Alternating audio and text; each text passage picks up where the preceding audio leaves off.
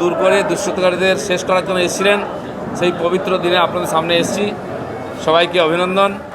আমরাও সেই পাপ তাপ শেষ করার জন্য লড়াই করছি। এবার বলুন কি জানার আছে। দরকার নেই, আপনারা জানেন করোনা পরিবেশের জন্য 4 মাসের বেশি লকডাউন চলছে।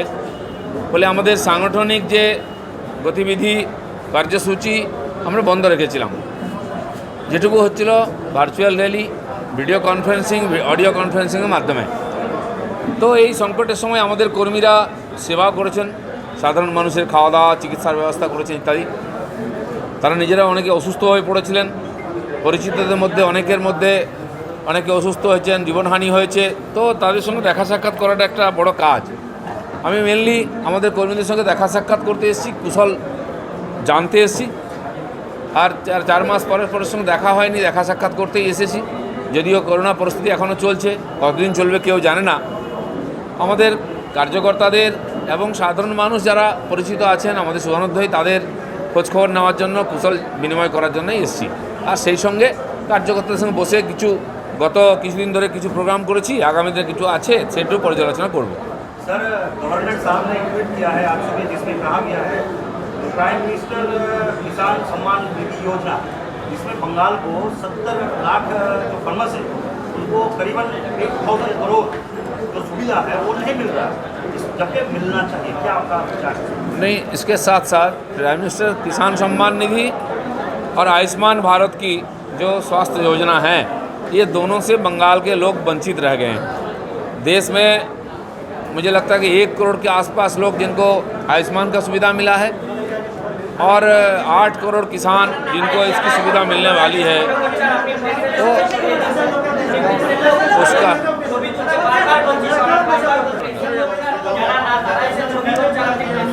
देव तुम पीछे दाड़ो ना, क्या तुम डिस्टर्ब क्यों करছো? हाँ चलो बसो।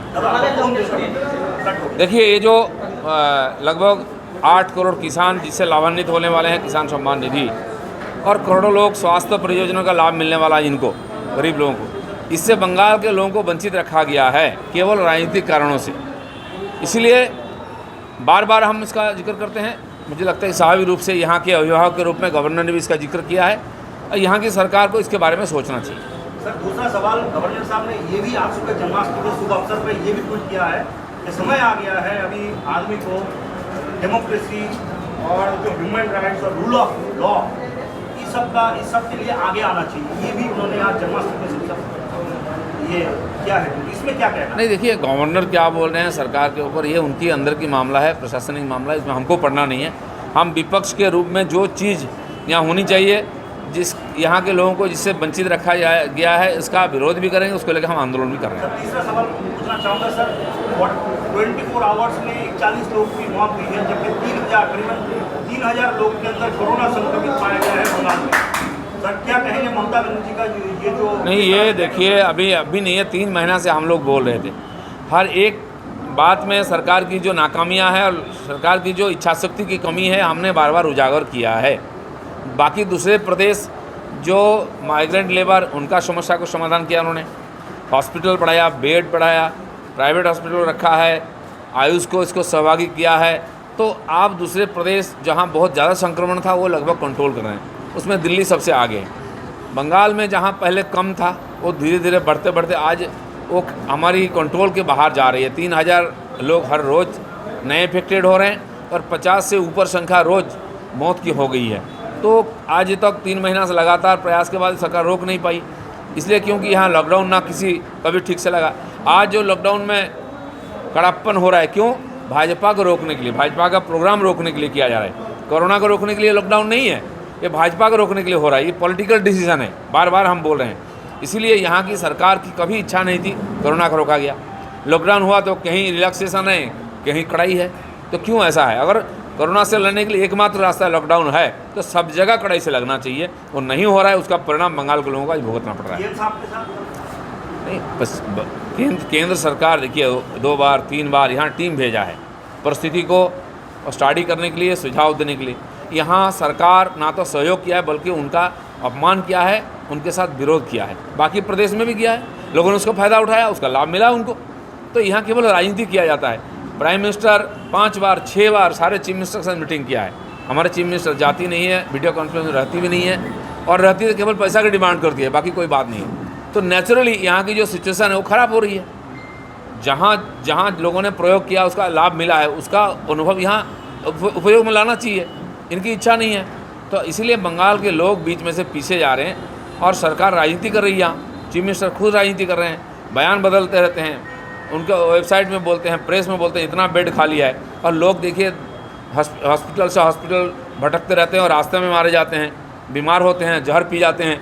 ये जो हताशाजनक स्थिति है, इससे उभरना चाहिए। और अभी भी केंद्र सरकार के सहयोग से जो स्पेशलिस्ट उनको ले करके यहाँ की सारी बात को पर्यालोचना करना चाहिए और नया ढंग से इसके खिलाफ लड़ाई लड़ना चाहिए।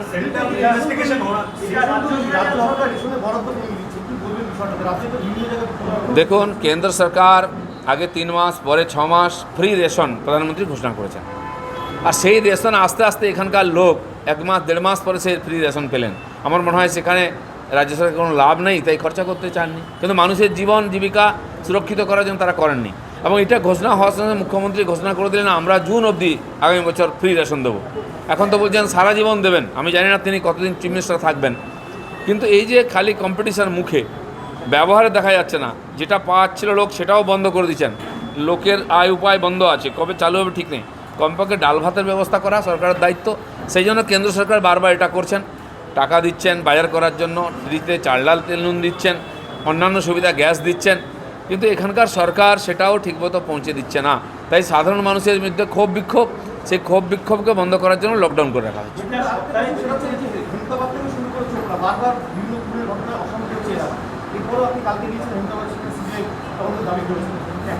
সারা পশ্চিমবঙ্গব্যাপী এরকম পরিস্থিতি আছে।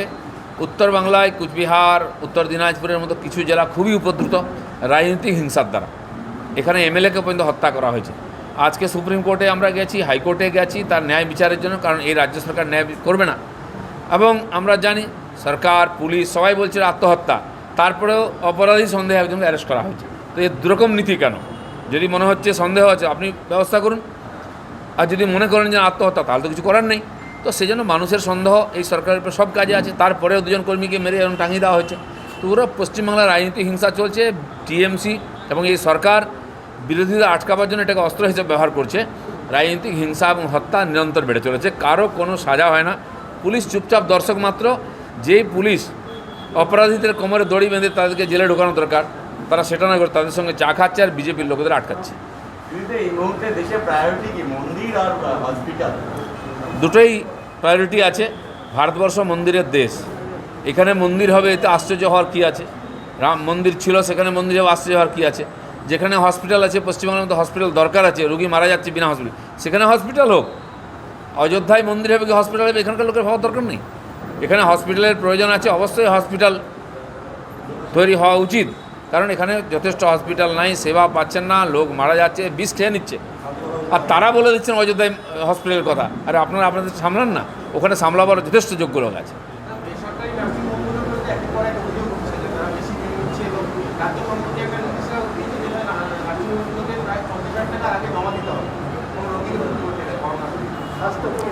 দেখুন, আমাদের মুখ্যমন্ত্রী ধমকাচ্ছেন, স্টেটমেন্ট দিচ্ছেন যে রিফিউজ করা চলবে না, বেশি বিল নেওয়া চলবে না। কোনো পরিণাম হয়েছে কি তার? বিল 18, 20, 25 হাজার লাখ পর্যন্ত একটা রোগী বিল। একজন ডাক্তার তার ট্রিটমেন্টে 23 লাখ টাকা বিল এসছে, পরে নেগোসিয়েশন করে 18 লাখ টাকা দিতে হয়েছে। আপনি বলুন কতজন মানুষ আছেন যারা 20-30 লাখ বিল দিয়ে বাঁচতে পারবেন, চিকিৎসা করাতে পারবেন? আর উনি বলছেন, আমরা প্রধানমন্ত্রীকে বলছেন দুনিয়াকে বলে দিন আমরা ফ্রিতে চিকিৎসা করাচ্ছি। এই ফ্রির নমুনা নাকি? বেডই নাই তো চিকিৎসা কোথা থেকে হবে? যেভাবে ধমকাচ্ছেন প্রাইভেট হসপিটালের লোকেরা, চলে যান এখানে হবে না, ভিডিও দেখুন, কোথাও কোনো কন্ট্রোল নাই। পুরোপুরি ভগবান ভরসায় আমরা বেঁচে আছি। যার টিকিট কনফার্ম হয়ে যাচ্ছে সে চলে যাচ্ছে, আর যারা হয়নি আমরা এখন অপেক্ষা করছি। আমি জানি না, যদি লকডাউনটা বিজ্ঞানসম্মত হতো তাহলে তো এই যে সংক্রমণের রেটটা কমে যেত। 100, 200, 500, 1000, 1500, 2000, 2500, 3000 বেড়েই চলেছে। করোনাতে এগিয়ে বাংলা নাকি? দিদিমণির এগিয়ে বাংলার যে স্লোগান, সেটা আমরা দেখতে পাচ্ছি করোনার সময়। কেন তাকে চেক করা যাচ্ছে না? কোথাও তো গণ্ডগোল আছে ইমপ্লিমেন্টে। আপনি প্রথমে ঢিলাটা ছেড়ে দিয়েছেন, কেউ লকডাউন মানেনি, তো স্বাভাবিক সামাজিক সংক্রমণ হয়ে গেছে। তাকে আটকাতে গেলে যদি মনে হয় এরকম সপ্তাহে লকডাউন করে লাভ হয়, তার লাভ তো দেখাচ্ছে। আর এই লকডাউনের ডেট যদি 4 বার পরিবর্তন হয়, সাধারণ মানুষ ধরে নিচ্ছে এটা লোক দেখানো হচ্ছে, এর কোনো গুরুত্ব নাই, সেই জন্য লকডাউন ফলো পাওয়া যাচ্ছে না। আপনি ডিসিশান নিতে পারছেন না। যদি মনে হয় এটা একমাত্র রাস্তা, যে কোনো মূল্যে এটা করা উচিত। তিথি, বার, ধর্ম, তারিখ কিছু দেখা দরকার নেই। আপনি ঈদ মহরমকে ছেড়ে দেবেন আর রাম মন্দির প্রতিষ্ঠার দিনে লকডাউন করবেন, তাও লোক মেনেছে। মন্দির থেকে পুলিশ লোকদের তুলে নিয়ে এসছে পিটতে পিটতে, এখনও জেলে আছে। এটা চলতে পারে না। এখানেও কর্মীদের আমাদের অ্যারেস্ট করা হয়েছে। তো কিসের জন্য? মানুষ তো মেনেছিল। মন্দিরে পূজা করাও বারণ আছে না লকডাউনে, বাড়িতে রান্না করা বন্ধ করা আছে নাকি? আশ্চর্য, কী সরকার চলছে এটা? तो सर जिस हिसाब से आप बोल रहे हैं उसमें क्या लगता है कि सेंटर का प्रॉपर इंटरवेंशन चाहिए स्टेट में कोरोना से लड़ने के लिए, या कुछ टीम भेजना चाहिए जैसे पहले भेजा गया? नहीं, टीम तो आ रही है, पिछले बार भी आया, आगे भी आएगा। इंटरवेंशन तभी होगा जब यहाँ की सरकार चाहेगा। आप देखिए दिल्ली में कितना प्रभावी हो गया था संक्रमण, महामारी हो गया था सच में। माननीय राष्ट्रीय गृह मंत्री अमित शाह जी ने खुद वहाँ महीना भर बैठ कर सारा कंट्रोल किया।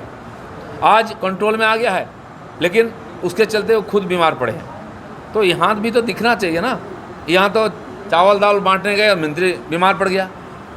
अगर आप कोरोना के खिलाफ सही में लड़ते, लोग आपका साथ देते।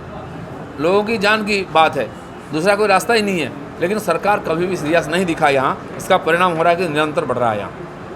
ঠিক আছে, ধন্যবাদ। রাজ্যপাল যে রিপোর্ট কেন্দ্রকে দিচ্ছে, তাতে তো চাইলে কেন্দ্রীয় সরকার রাজ্যের রাষ্ট্রপতি শাসন জারি করতেই পারে রাজ্যপালের রিপোর্টের ভিত্তিতে, কিন্তু সেই পথে বিজেপি এগোচ্ছে না, বা আপনারা এই দাবিটা করছেন না। এটা আমার বিষয় নয় রাষ্ট্রপতি শাসন হবে কি না। আমরা আমরা আমরা রাষ্ট্রপতি শাসনের নীতিগতভাবে পক্ষে নই, কারণ কোনোদিন আমরা কারোর উপরে চাপাইনি। হ্যাঁ, আমাদের কেউ কেউ আজকে বলতে এই জন্য আরম্ভ করেছেন, যেখানে সাধারণ মানুষ, সাধারণ কর্মী, এমএলএ জীবন সুরক্ষিত নয়। তো মনে হয়েছে যে এই সরকার যদি চলে তাহলে আর কতজনের প্রাণ যাবে ঠিক নেই, কত মায়ের কোল খালি হবে, কত স্ত্রীর সিঁদুর মুছে যাবে, বিরোধীদের এখানে কথা বলার সুযোগ থাকবে না। আপনাদের মতো যারা মিডিয়ার লোক, প্রিন্ট মিডিয়া, ইলেকট্রনিক্স মিডিয়া, তাদের কথা বলার সুযোগ নেই। আপনার সিনিয়র অডিটরকে বা আপনার ব্যুরো চিফকে কোমরে দড়ি বেঁধে থানায় বসিয়ে একজন অপরাধীর মতো জারি করা হবে। কোথায় গণতন্ত্র? মানুষের জীবনের সুরক্ষা নেই, বলার অধিকার নেই। সেই জন্য বাধ্য হয়ে আমরা এই ধরনের দাবি তুলি, যেটা হওয়া উচিত। এই সরকার যতদিন যাবে তত ক্ষতি হবে। ঠিক আছে, ধন্যবাদ।